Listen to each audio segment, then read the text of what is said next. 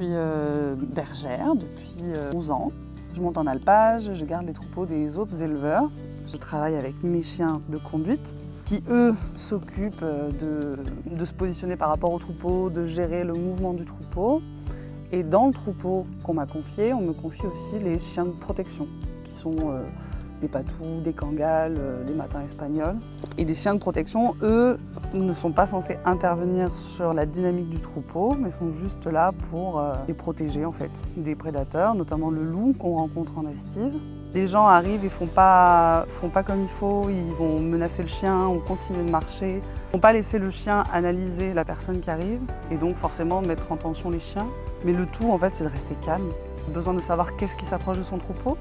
Si c'est une menace ou pas, essayer de comprendre un peu tout ce qui gravite autour de lui. Malgré tout, il faut garder son calme, rester paisible, s'arrêter, surtout s'arrêter. Il y a plein de gens qui veulent continuer de marcher. Ça m'est arrivé plusieurs fois de voir ça en fait, de voir les gens qui marchent, le kangal qui les rejoint, et les gens continuent de marcher, et le chien aboie, aboie, aboie. Et j'arrive des fois à gueuler assez fort pour que les gens m'entendent en disant « arrêtez-vous ». Et à tous les coups, les gens s'arrêtent, le chien renifle et il rentre aux brebis.